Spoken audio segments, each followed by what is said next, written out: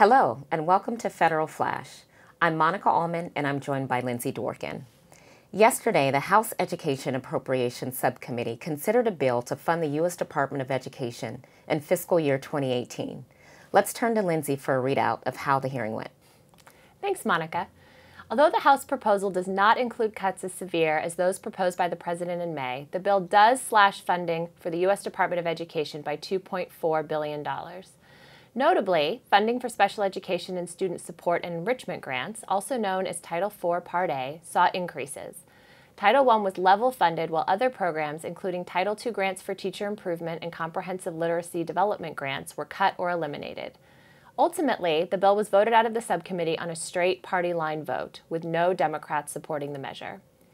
It's important to remember that this is the very beginning of the process to provide funding for the Education Department for the fiscal year beginning October 1st.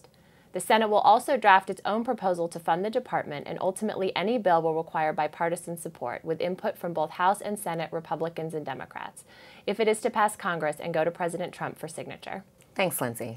We'll keep following Congress's progress on education funding.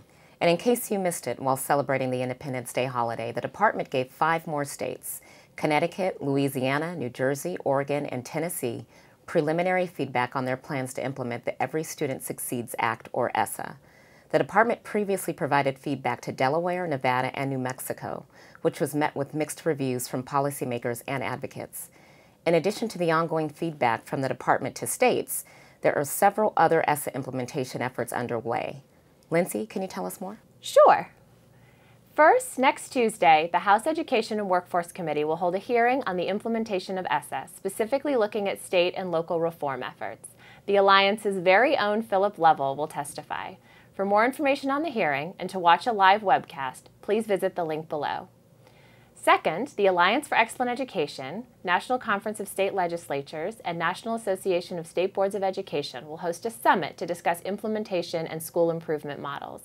State legislative leaders, education board chairs, education agency leaders, and governors' education advisors from a select number of states will gather with practitioners and policy experts. Topics will include the status of ESSA implementation in states, including themes and submitted plans and feedback from the Department of Education, and school intervention strategies that will ensure all students have access to an excellent education and deeper learning opportunities. The summit will run from July 19th through 21st in New Orleans. To watch the event live, like the Alliance's Facebook page at facebook.com/all4ed or visit the page at 3 p.m. on July 19th. Finally, if you're looking for some summer reading, the Government Accountability Office, or GAO, recently published a report about the Lifeline program, which provides discounts to eligible low-income households for telephone and broadband service. The report discusses the extent to which Lifeline is effective in meeting its performance goals. Among the GAO's findings was that participating providers of Lifeline services weren't necessarily able to accurately determine subscriber eligibility. To access a copy of the report, visit the link below. That's all for now. For an email alert when the next episode of Federal Flash is available, email us at alliance@all4ed.org. Thanks for watching. Federal Flash is the Alliance for Excellent Education's video series on important developments in education policy in Washington, D.C. in 5 minutes or less.